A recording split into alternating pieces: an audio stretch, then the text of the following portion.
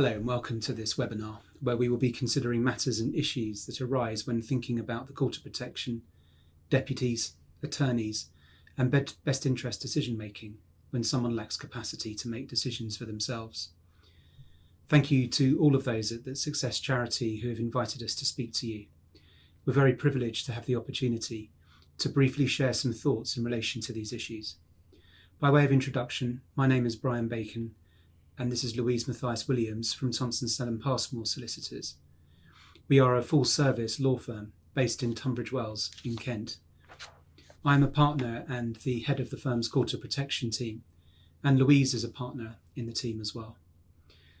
Our team specialises in acting as a professional deputy for adults and children who've suffered an acquired brain injury as a result of a road traffic accident or birth trauma, as well as older clients who, due to dementia or Alzheimer's, have lost capacity in their later life.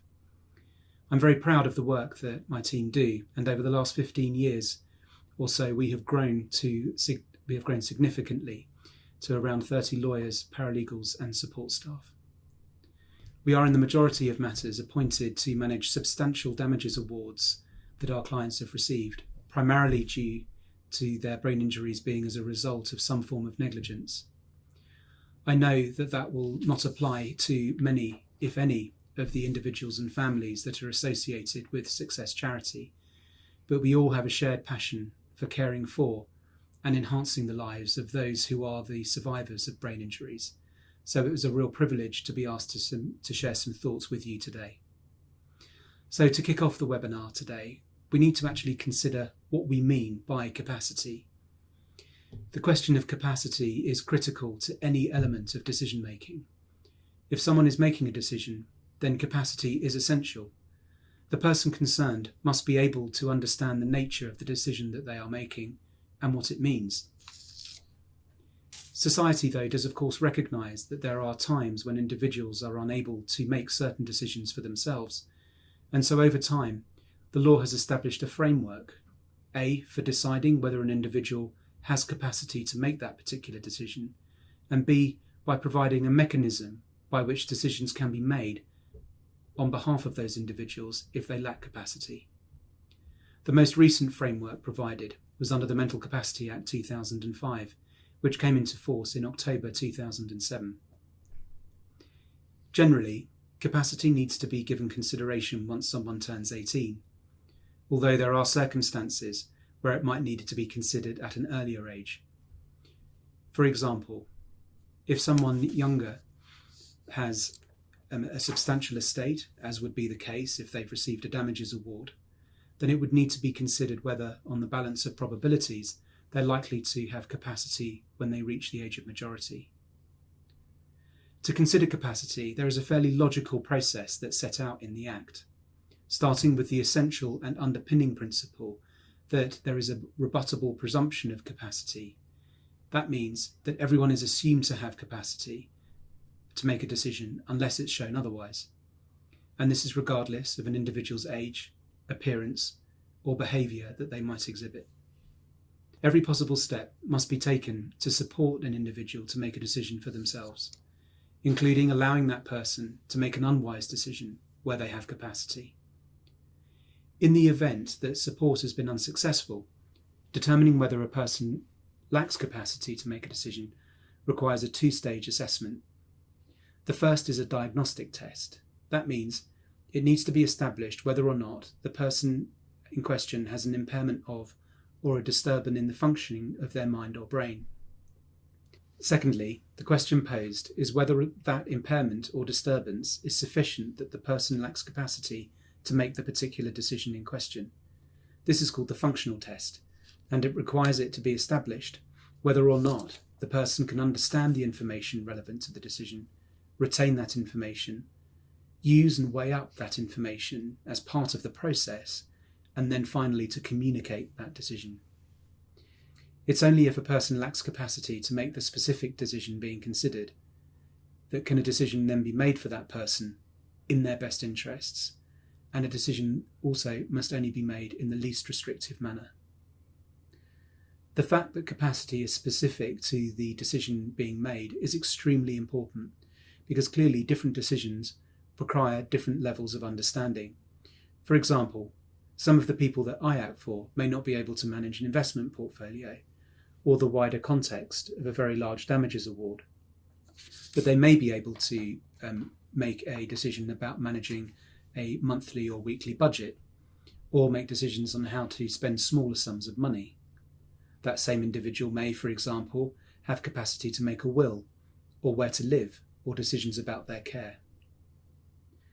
Medical evidence from someone suitably qualified will often be needed to establish whether or not an individual lacks capacity to manage property and finances, but ultimately the decision will lie with the court. It's also important to consider that courts have identified that an individual's capacity to manage property and affairs, as distinct from other decisions such as the specific act of making a will or a power of attorney, is an ongoing, continuous state of affairs, and more than just a snapshot in time. For children who need some support with decision making as they transition into adulthood, a parent who has been advocating for their child while they were younger will now need some legal standing in order to make decisions on behalf of an adult child.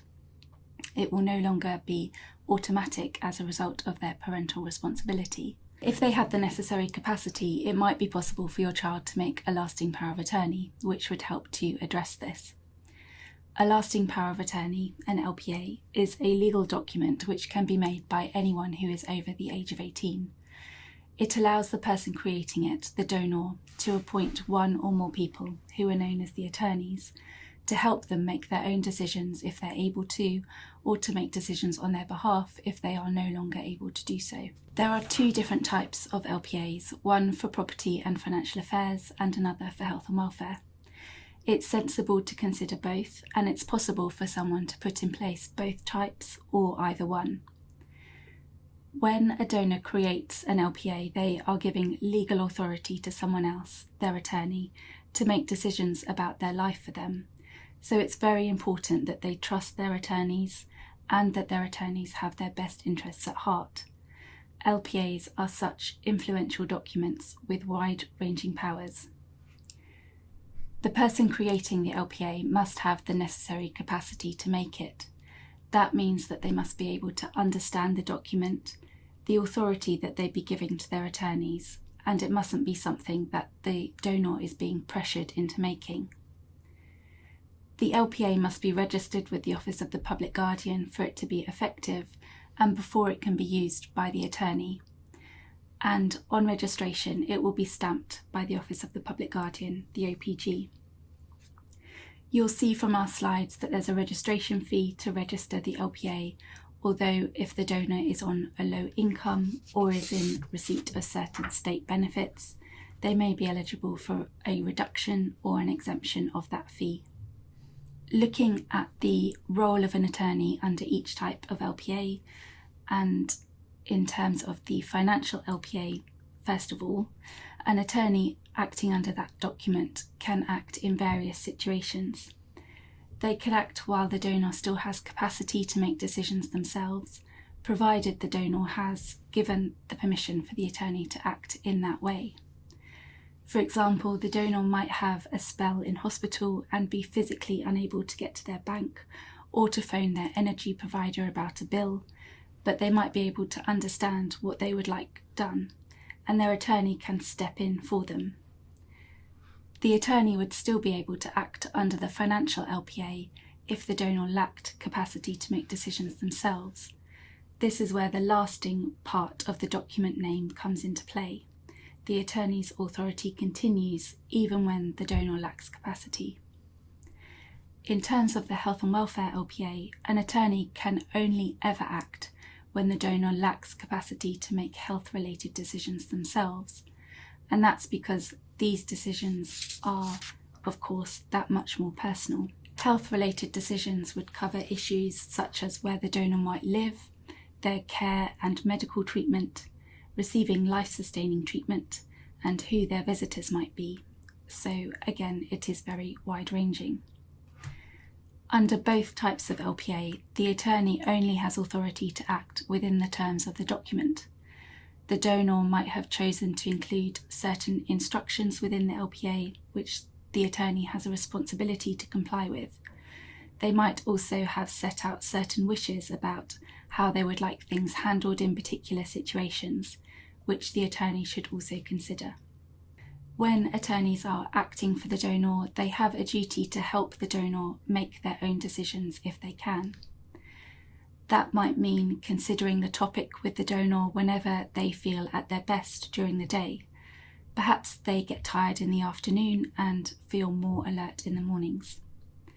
It might also mean rephrasing questions using more straightforward language, or using symbols or picture cards to help with communicating ideas. When making decisions, the attorney must make those in the donor's best interests, and we will go on to cover what that means.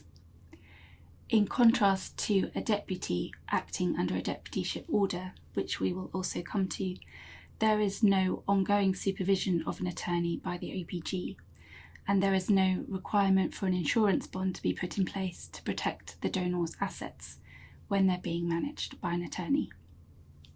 Whilst this is hopefully improving, the spurious reporting that we saw in certain tabloid publications a few years ago has certainly not helped the court's reputation.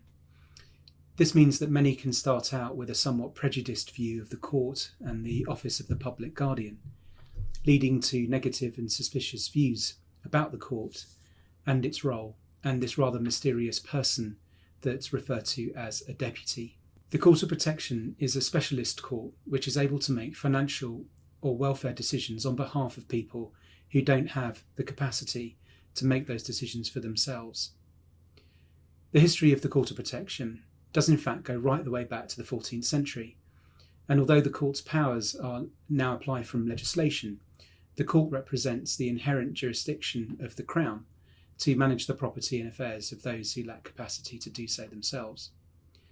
This has evolved since the Middle Ages, although the origins of the Court of Protection as it is currently dates back to around 1842 and the appointment of the commissioners in lunacy. There was for many years an actual legal distinction between idiots and lunatics, if you can believe that. The Lunacy Office then became the Court of Protection in 1947. That description was confirmed by the Mental Health Acts of 1959 and 1983, which established the court with the formal status of an office of the Supreme Court, and then the most recent implementation of the Mental Capacity Act in October 2007 created the new current Court of Protection as we know it today.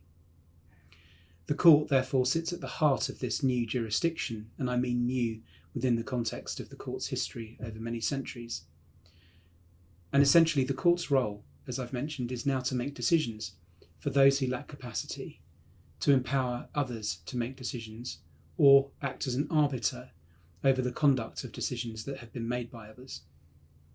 It is also a decision maker of last resort, so if ever there is a dispute about an individual's capacity, or a dispute over what is in their best interests, the court can step into play. This can apply to both property and financial affairs, as well as health and welfare matters. I should point out that my and our professional experience and specialism is very much on the property and financial affairs side, which is perhaps less emotive and public than the health and welfare decisions that we often see reported in the papers, and that is what often creates the headlines.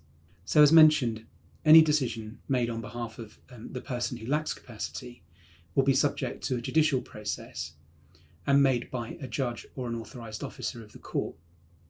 Decisions will be made at different levels within the court system, depending on the seriousness of the case or the level at which a reconsideration or appeal is held. Whilst the court maintains its ultimate authority to act as the final arbiter for any decisions where an individual lacks capacity, it clearly could not deal with every single decision that is required to be made. As such, and very importantly, the court can therefore delegate its authority by essentially authorising another person, known as a deputy, to make decisions on its behalf, and to make decisions ultimately on behalf of the person who lacks capacity. And that's done within a carefully and structured managed set of authorities under a formal court order. And I will touch on the deputy's role shortly. The other matter that the Mental Capacity Act dealt with was to introduce a clear separation of powers between the judges of the Court of Protection on the one hand and the supervisory and administrative functions of a separate body known as the Public Guardian on another.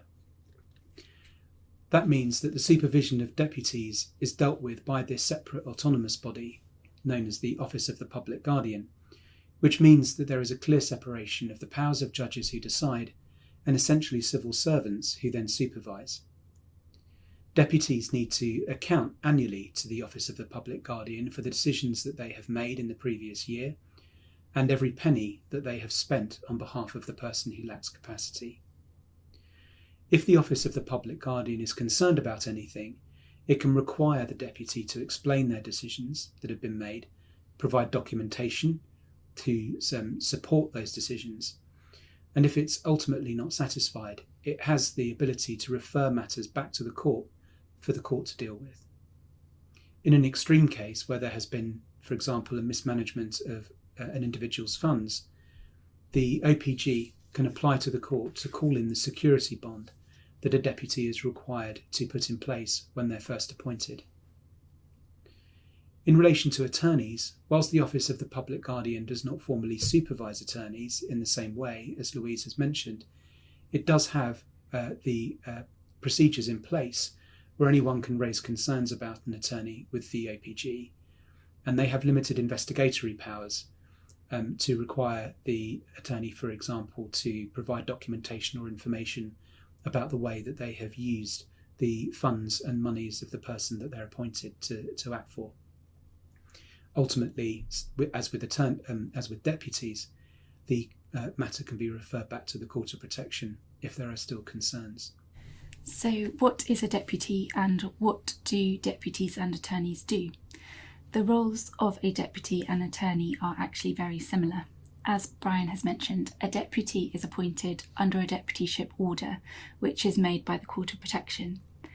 As for LPAs, there can be two different types of deputy: a property and financial affairs deputy appointed under a financial deputyship order, and a health and welfare deputy appointed under a health and welfare order. The court decides to appoint a deputy rather than the individual choosing this person, as they would an attorney, and so deputies are supervised in their role by the Office of the Public Guardian, again as Brian has discussed. As we referred to a bit earlier, financial deputies must put in place a security bond, which is a type of insurance, and that's to cover any financial loss that the vulnerable person might suffer if the deputy was to make a mistake or misuse funds when managing them.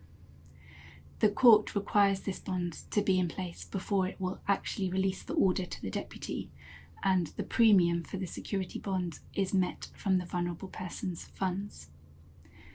The principle that we have referred to already, known as the presumption of capacity, is set down in the Mental Capacity Act. It's the principle that every adult has the right to make their own decisions, and they must be assumed to have the capacity to do so unless it's proven otherwise. A deputy must be mindful of this in the same way that an attorney must, and the deputy must do their best to support the individual to be empowered and make their own decisions where possible. As for an attorney acting under an LPA, when a deputy is making decisions on behalf of the individual, they must make those decisions based on the person's best interests. Where an attorney is able to act as a result of their appointment under the LPA, a deputy receives what we call their general authority from the deputyship order made by the court. Depending on the circumstances of a case, it might be necessary for the deputy to take other steps which are not actually catered for under the general deputyship order, in which case an application would need to be made to the court to specifically authorise those additional steps. They might be things such as making lifetime gifts from the person's funds, making a statutory will, or buying or selling property on their behalf. And the court will want to understand how those actions can be justified as being in the person's best interests in order to allow them. Moving now on to what deputies and attorneys do. In terms of their general responsibilities, again, the steps that deputies and attorneys take day to day will be very similar. They'll usually include elements such as purchasing property and arranging for adaptations to be carried out if necessary, making funds available to purchase specialist equipment, instructing a case manager and therapists for the person's benefit. A deputy and attorney will often review care arrangements or set up a new care regime, and that's usually with the input and support of a case manager. They would open a main deputyship or attorneyship account so that the person's funds are kept separate from their own. They would take advice on investments and review those investments regularly. We would also put in place budgets and deal with larger purchases, such as for a vehicle, and make sure that the correct benefits and statutory funding for the person are being claimed and that various insurances are in place. We would complete tax returns and work closely with family and other professionals, often including the local authority. Where a deputy is concerned, it will also involve providing an annual report to the Office of the Public Guardian, as Brian's mentioned, and this would cover accounting for income and expenditure made over the year, as well as setting out the significant decisions made during that period. While attorneys don't need to provide an annual report to the OPG because they're not supervised in the same way, as we've mentioned, it's still important that they keep their own accounts in case any questions are raised. That's really a non-exhaustive list of what deputies and attorneys do. Cases, like people, can of course vary very much in their circumstances, and there can be unexpected issues which crop up, which an attorney or deputy must also address as well. So this next section is just considering best interest decision making and how one goes about that. So if a person lacks capacity to make their own decisions, having regard to the assessment process that we outlined earlier, then a best interest decision will need to be made on their behalf. When making that decision, a deputy, or indeed any other decision maker, has an overriding statutory duty to act in the individual's best interests. It's really important to note that there is no actual definition of best interests, and that was a deliberate decision by those drafting the Mental Capacity Act at the time. But the Act does clearly lay out the factors that need to be considered by the decision maker or decision makers. The concept of best interests is extremely broad. If making a financial decision, what is in the person's best interests is not necessarily just about their finances, but also any implications that there may be on their wider welfare, and other views may be needed. A medical decision may not just be about the specific intervention or treatment, but again, the person's welfare in a wider sense. It's important to bear in mind that the question is what is in the person's best interests, and not what is right for or in the interests of the person making the decision or others around them. For example, it's essential that a decision maker does not discriminate.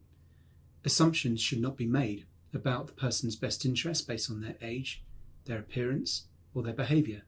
The decision maker must take into account all relevant circumstances. Consideration should be given as to whether the individual is likely to regain capacity in the future, and if that's the case, if that's possible, can the decision wait? The individual must be encouraged to participate in the decision and provide views wherever it's possible for them to do so.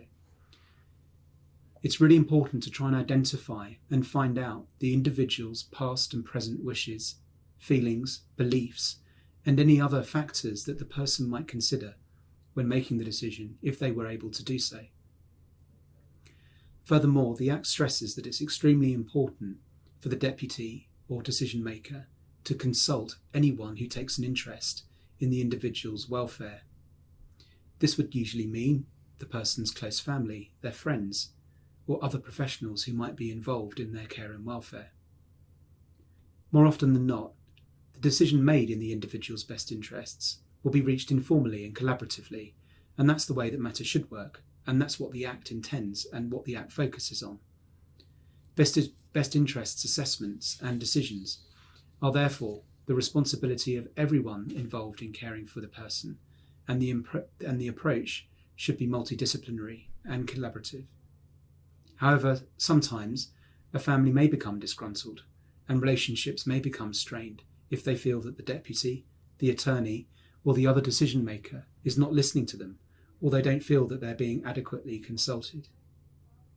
This can be particularly difficult for parents, especially to adjust when their child reaches the age of 18 and their parental responsibility diminishes.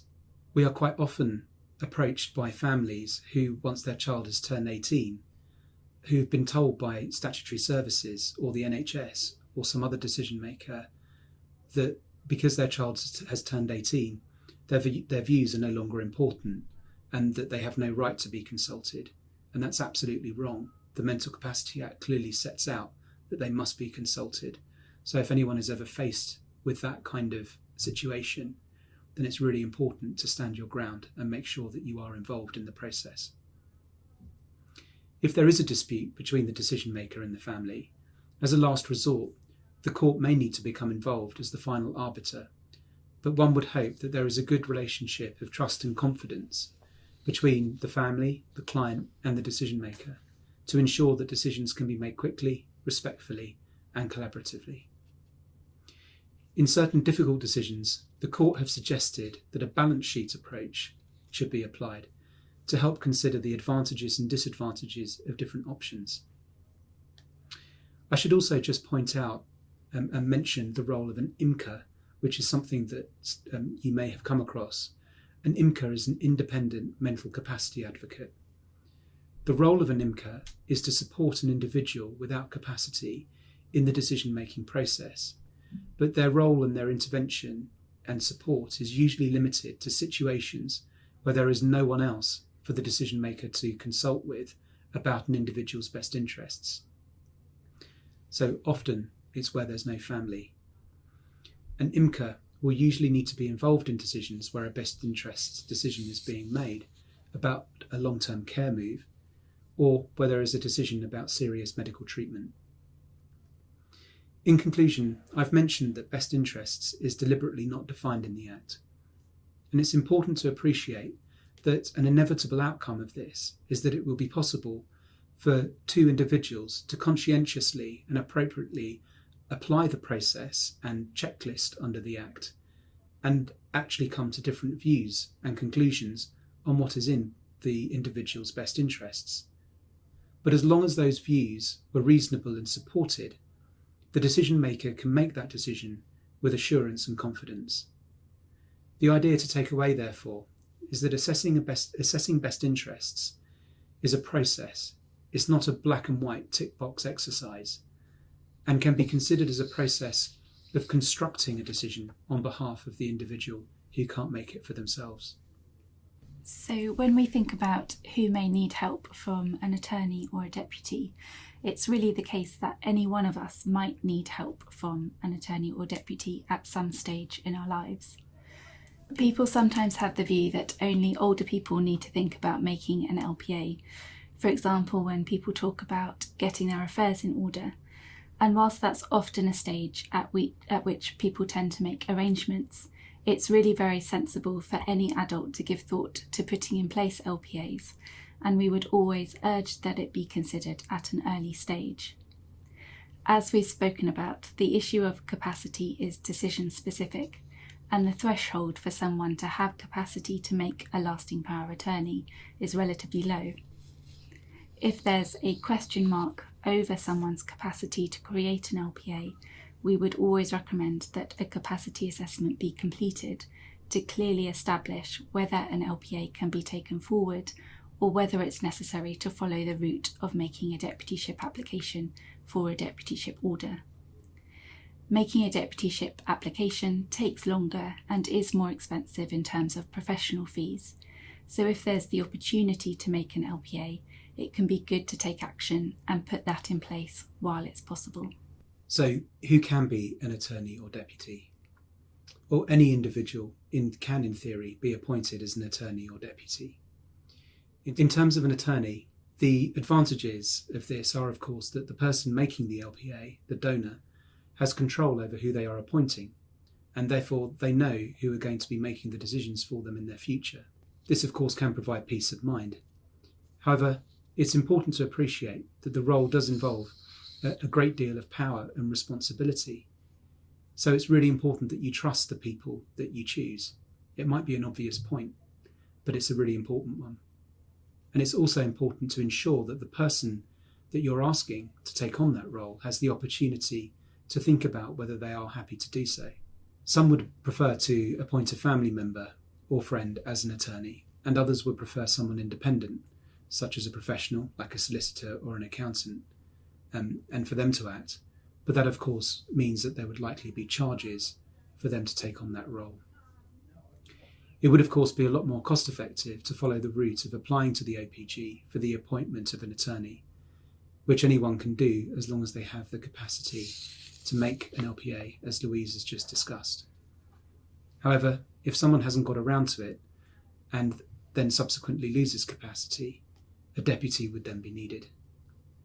From a practical point of view, it's really important to highlight that there is no proactive supervision of attorneys. Again, something that we've mentioned already.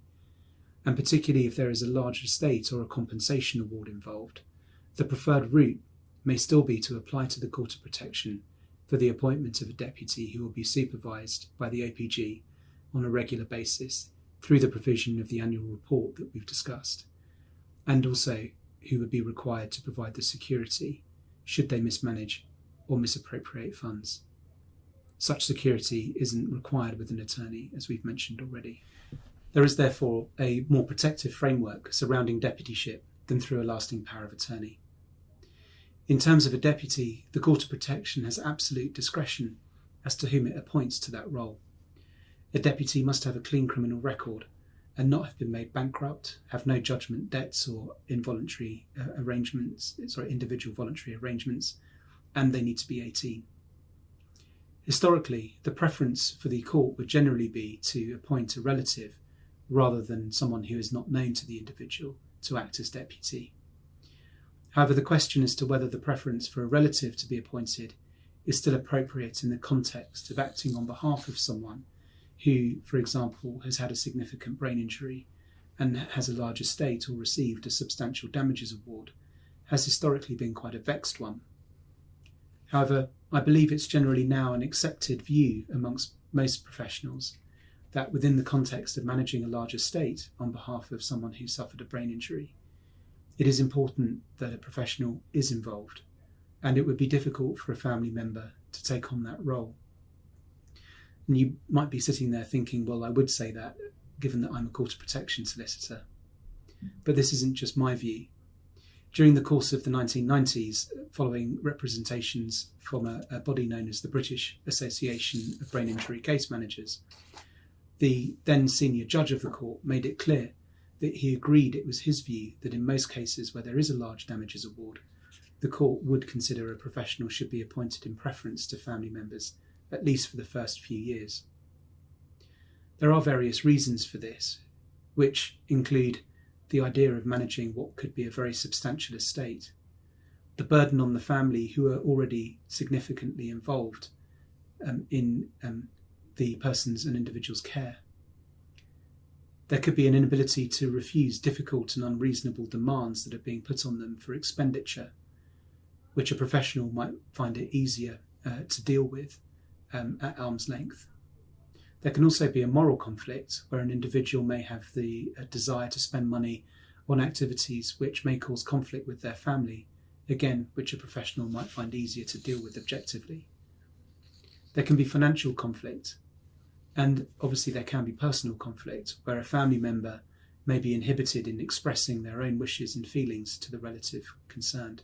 The decisions that a deputy will often be provided authority to deal with, as Louise has discussed, can be very varied and broad, and it might include the ability to invest, buy or sell property, and undertake general day-to-day budgeting and engaging in contracts such as the employment of carers. So I've talked mostly in the context of financial deputies, but as mentioned earlier, it is of course possible for the court to appoint a welfare deputy. However, it's important to note that welfare deputies are not all that common and aren't that often appointed by the court, because they would prefer most care and treatment decisions to be made by the decision makers, relying on the statutory protection that's afforded by Section 5 of the Mental Capacity Act. It comes back to that collaborative decision-making process that I was talking about earlier. The court would prefer there to be a one-off decision or order, if it was necessary, rather than to appoint a deputy who may be given what could be considered to be very wide powers to make welfare decisions on behalf of someone else. Generally, the appointment of a welfare deputy will only happen, for example, where there has been a history of disputes that could have a detrimental effect on a person's future care, unless the deputy is appointed to make necessary decisions. This can often be where a family have been sidelined by the decision makers, and the only way of getting the decision maker to sit up and take notice is to get the court to produce a formal order appointing them as a welfare deputy. Examples of the kind of authority that a welfare deputy might be granted, if they were appointed, might include where the individual concerned might be living, decisions on day-to-day care, including diet and dress, and consent to routine medical treatment on the individual's behalf. We hope that this has been a useful, if perhaps a whistle-stop tour and overview of the basics surrounding capacity, the court, best interest decision-making, and the roles of a deputy and attorney. We are both very conscious that each of these topics in their own right could take up a whole webinar, so we're sorry if you are left with a number of questions, but hope that this has provided a few fundamental points that will help your understanding. Thank you.